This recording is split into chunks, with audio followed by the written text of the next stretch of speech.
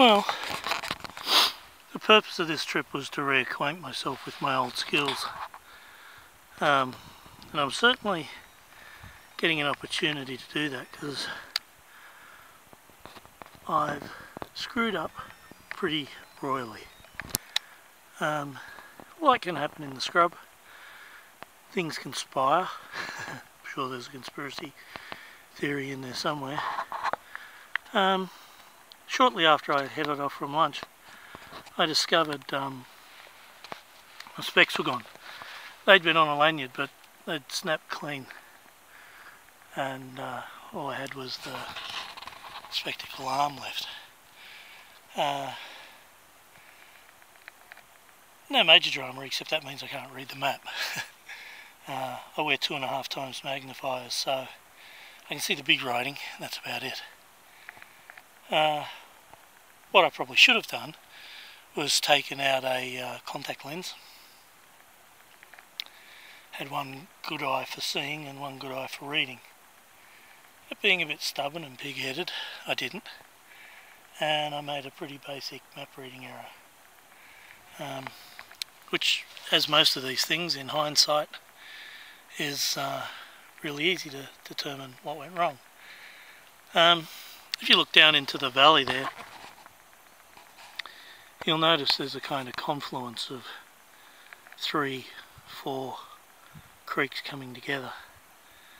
I made the error of thinking that the confluence of the creek I needed was the main creek and followed it, and in fact what I was following was a tributary, which meant when I went to jump onto my ridge to come up, I was on the wrong ridge.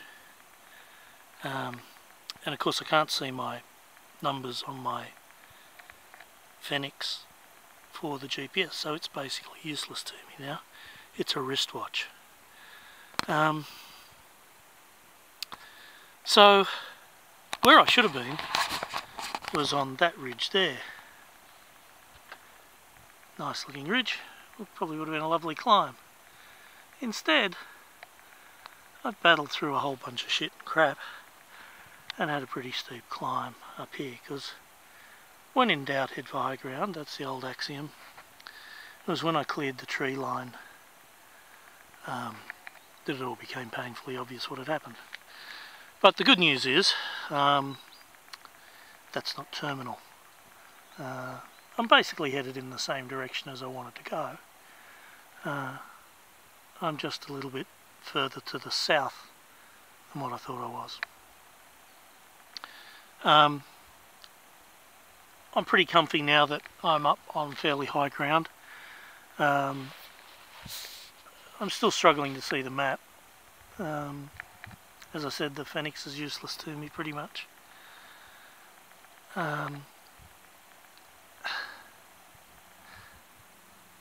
But I'm pretty confident that I can, well, no, I'm not pretty confident, I know I can make my way back to Dex Creek here. What I'm pretty confident is there's still enough daylight. I've got about 15 minutes for every finger between you and the horizon, so I've got about an hour 45 left.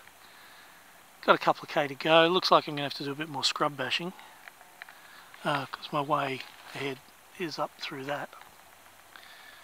Then if I can get around to the top of that creek head and around. So yeah, I pretty much know where I am, pretty much know where I got to go. Even if it gets dark, I'm not too concerned. Now that I'm on high ground, the navigation's not too difficult. If needs be, I can just shoot compass bearings and march, come hell what may.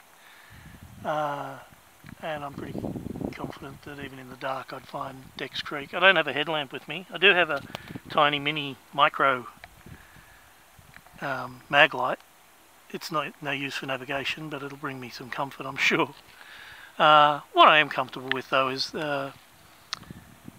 it's a waxing gibbous moon, and it'll come up, it'll be already up at sunset, so I'll immediately have navigable light from the moon. I mean, it's been strong enough to cast a really strong shadow lately, so unless I'm in thickest of thick, I shouldn't have too much trouble. So, hey, like I said, the purpose was to practice my skills, and I got to practice them. Got to practice making mistakes. Got to practice my recovery from making mistakes. And, you know, as Paddy Pallin once said, in fact he named his book, Never Truly Lost, just a little bit geographically challenged for a little while. As long as you find your way out in the end, that's all that matters. So I'll keep on keeping on and put this one down to experience, carry a spare set of specs, and not be so pig-headed next time that I won't pull my contact lens out. By the way, it's still in there. I will pull it out if worst comes to worst and start using the Fenix again. But I'm not quite there yet.